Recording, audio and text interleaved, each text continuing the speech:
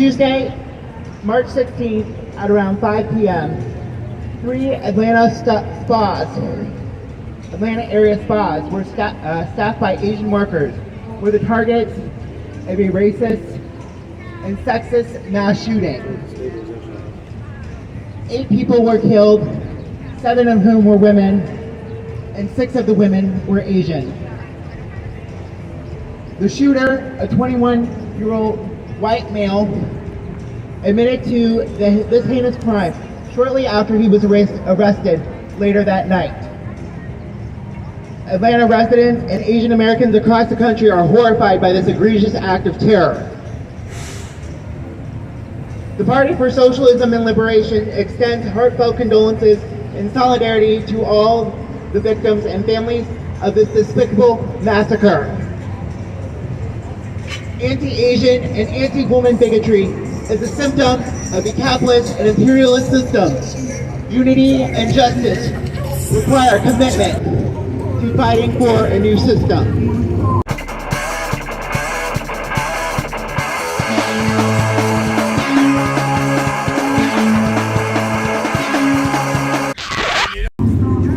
As of today, local authorities and mainstream media still refuse to label this a hate crime. 4 of the victims were of Korean descent. And according to a South Korean news site, Chuseon, the shooter was heard saying, quote, "I'm going to kill all Asians," end quote. The alarming rise of white supremacy and fascism cannot be overstated. Nearly 3 out of every 4 mass shootings can be linked back to right-wing extremism. Contrary to the misleading trope of Asian-Black conflict, community organizers have rejected this attempt to divide Black and Asian communities. We understand that this inextricable link between white supremacy, patriarchy, racism, and the war drive is the root cause of this violent atrocity. We cannot make sense of this mass shooting without understanding the imperialist, sexist, and racist context in which we currently live in. The shooter himself admitted his fantasy of, quote unquote, eliminating sexual temptation from places he frequented, which reveals the deeply misogynistic character of this crime. Hi, I'm Riley Bove. I'm with the Answer Coalition, and I'm with the Indianapolis branch of the Party for Socialism and Liberation. I'm a disabled Korean person, and we're out here to protest against the rise of anti-Asian violence and the anti-China rhetoric that the United States government and corporate media has been putting out. All right, awesome. And what do you hope that this event might build towards in terms of fighting anti-Asian discrimination, hatred, and violence? I really hope it builds to a movement, an anti-war movement, specifically an anti-imperialist movement here in the United States against U.S. imperialism, not only towards China, obviously it's towards China now, but towards, the ending of U.S. imperialism, the ending of U.S. militarization in Asia, and the ending of this type of rhetoric that has been postured in the media. I'm hoping to see, more of solidarity between entire movements, and hoping to, build towards that anti-war, anti-imperialist movement that, that's been building off ever since 2003. When the Asian community is under attack, what do we do? Stand up, fight back! When the Asian community is under attack, what do we do? Stand up, fight back! Awesome. Thank y'all. So the United States was the only major capitalist power that was left unarmed during World War II, right? Naturally, after the war ended, the United States became the superleader of capitalism. It accounted for 60% of the world's gross national product, with only 6% of the planet's population at the end of the war. The Soviet Union emerged as the second strongest world power, and therefore were considered an existential threat to imperialist and capitalist powers. In fact, imperialists at the time were trying to kill the Bolshevik baby in the crib, right? The United States set out to create a worldwide imperialist united front to defeat the forces of communism and socialism that are taking state in numerous countries. The aftermath of World War II not only changed the focus of the war, it also brought along the reorganization of world global politics. On one side was the imperialist camp that was led by the United States, and on the other side was the camp of the workers and the oppressed peoples based on the rise of the Soviet Union as a global power and the radical empowerment of revolutionary forces in Europe and in Asia. Asia became the center of communist-led revolution in post-World War II period. And you fast forward to now, March 2021, the commander of US military forces in the Pacific region submitted a request to Congress for $7.3 billion in new anti-China spending. The Admiral Philip Davison, who can fairly be termed as an anti-China fanatic, led the Indo-Pacific Command made up of 380,000 military and civilian personnel and a vast area of air, land, and sea weaponry. My name is Timmy. I'm with the PSL, Party for Socialism and Liberation. This event was to stand in solidarity with the Asian community, especially due to the recent attack on the Asian community on March 26th. So, yeah. Okay, awesome. And what were you hoping? What do you hope, I should say, that this event might lead towards in terms of like a broader strategy of combating anti-Asian hate, discrimination, and violence? I think that like first and foremost, it's very important to like just in general realize that like there is no one issue that's separate from anything. Like they're all interconnected, right? And like just like why we have events like this, first of all, like to get the message out there that like there's bad shit happening. There is reasons why bad shit is happening, and it's like more reasons behind like the surface level reasons than they tell us, right? Like they tell us that like with the shooting, like people barely out of it, you know? It was barely like publicity, and it's like people started talking, more agents started talking about it, and then like everyone's like, okay, yeah, like this shit is really happening, and it's like, and then when people talk about it, just talk about it in like, oh yeah, this happened, it's a bad event, it's like an isolated thing, but it's not. It's like they're all connected, right? They're all connected to the fact that like there has been like constant anti-Asian Asian sentiments in our policies, in our media, in our communities. We're all like, even unintentionally, right? We parade this like xenophobic, this is what I'm looking for, xenophobic thoughts, and we have to first of all be aware of them, let people be aware of the fact that like, you know, this is bad. It's also bad for you to think like that, but it's also bad for you to not know why you think like that, right? Like this part, like with what I said in my speech, right? The guy just like asked for so much money for what? Like we can't just support things like that without questioning why, you know, why they need this much money. Like, what do you need this much money for? What is it going to? What do you know, what's going to happen to these people that you're saying you need the money for? And so, yeah, what I hope, I guess, to come out of all of this is for more people to understand that, like, anti-Asian sentiments aren't just, like, isolated from the rest of all of our struggles. All of our struggles are interconnected, and we all need to, like, constantly show up for each other, right? And constantly, like, point out that, like, not only are these struggles interconnected, we cannot, like, get rid of one of them without getting rid of all of them, if that makes any sense. Yeah, so what you're saying is kind of like you're hoping that it like exposes some like contradictions and the history, as well as about like various types of like discrimination in the U.S. Like, you know, how this isn't like an isolated event, but like there's a lot of history too with things like Chinese Exclusion Act. Is that like a pretty fair representation? Yeah, that is that's exactly very succinct actually, which I said those words. Oh yes, actually yes, I agree. Yeah. So we are here today and rallying in 60 cities around the country to show solidarity with our Asian brothers and sisters who are dealing with anti-Asian violence, who are angry and seeking justice for the same. We are here to show those who would seek to harm our Asian brothers and sisters that we will not allow this violence to stand. We will not allow it to go unpunished. The xenophobic racism has been coming from politicians of all stripes, the news media, and everything in between.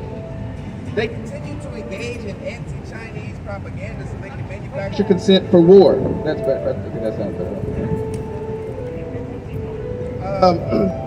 And what does it mean to manufacture consent?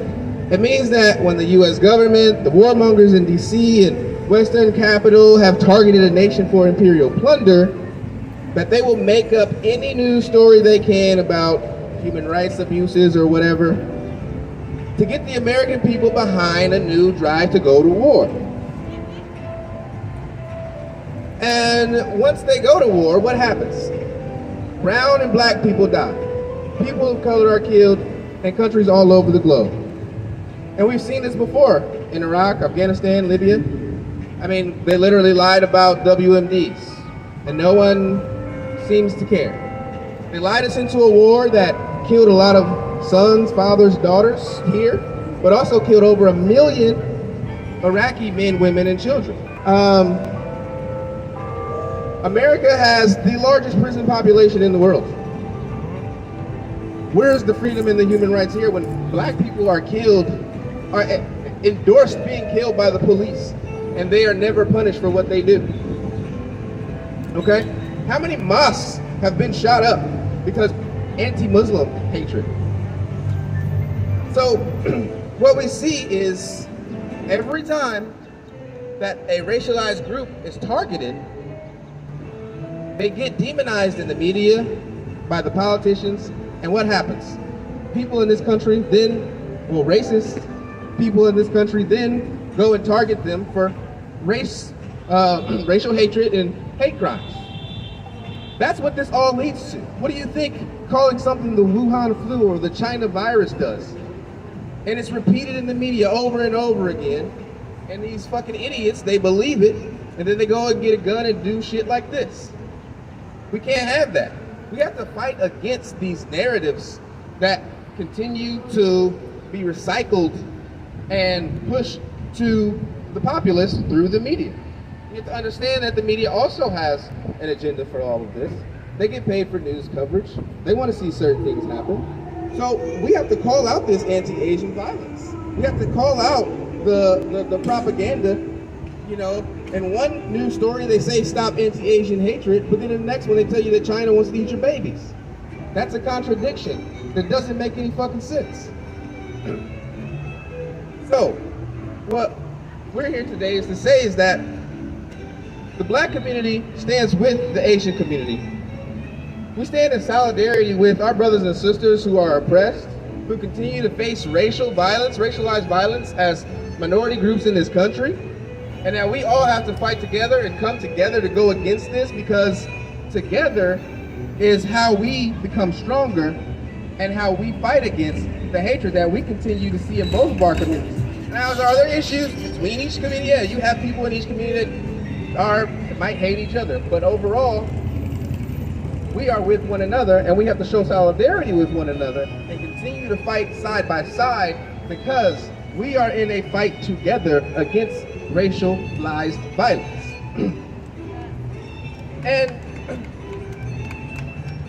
And we have to stop submitting to fear.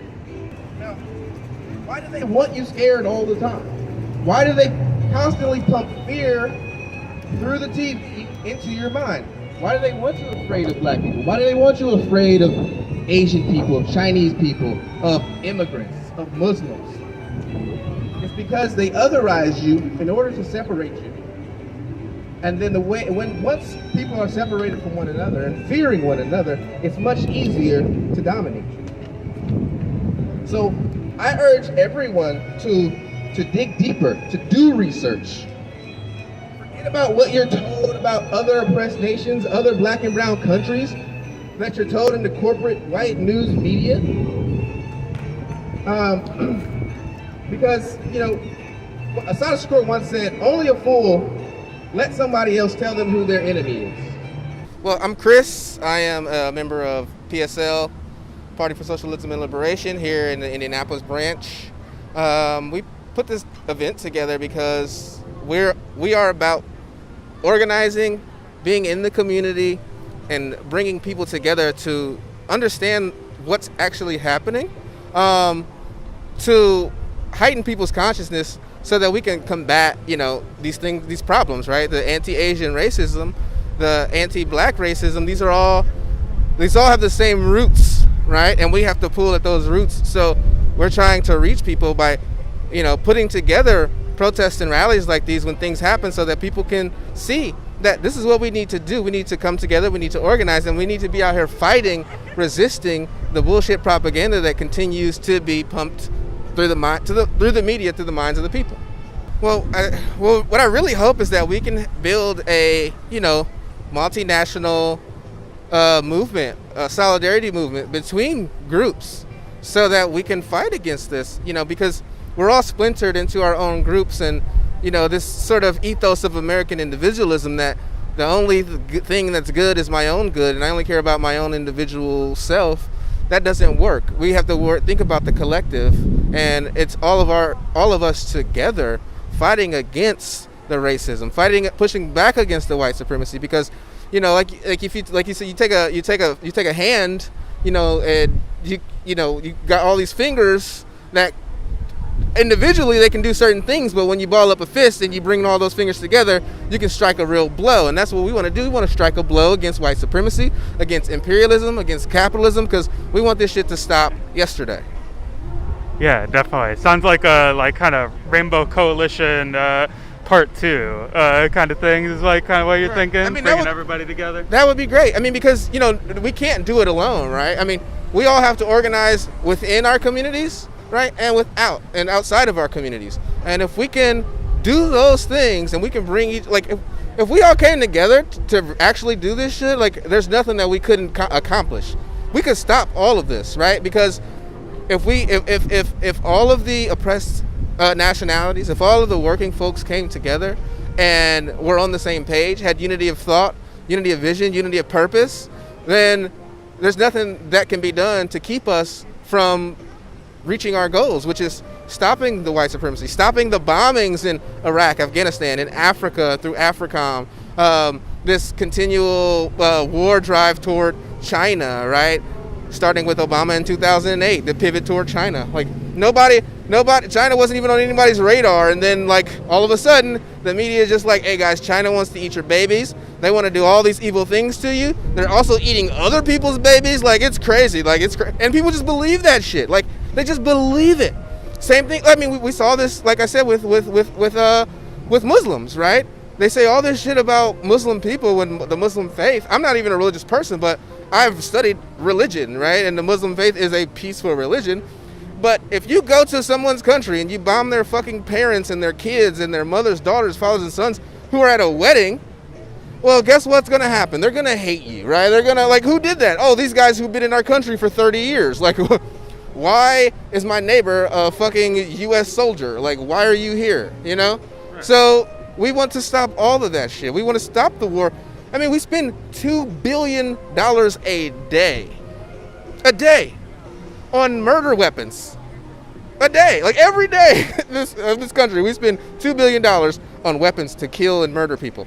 What if we spent that money on healthcare, on education, on making people smarter, right? Instead of going and put it in the pockets of people like Dick Cheney and Halliburton. Right. Yeah, definitely, and why spend that money pushing some ridiculous story about Xi Jinping personally travels to Xinjiang every day and eats 20 babies or whatever. Right. Or crazy shit about Kim Jong-un that everybody has to have the same haircut. That is it's so ridiculous. And people are just oh yeah, I believe it. But then, the same shit happens here where people have Trump burger joints, and they don't think that's some ridiculous mind warping shit. No, you are what you think other people are, and you don't know anything about any other country, let alone your own goddamn country. So how are you going to tell somebody else about what's happening in somewhere that you've never seen, haven't even read anything about? People literally don't do any Googling. They just listen to the media and they adopt that position. They don't develop their own position. They just take someone else's and say, yeah, I believe that, instead of like, okay, I'm going to do my research, I'm going to learn and figure this thing out and come up with my own thoughts. They don't do that. Yeah. People like to be told what to think here. All Asian nations got to go.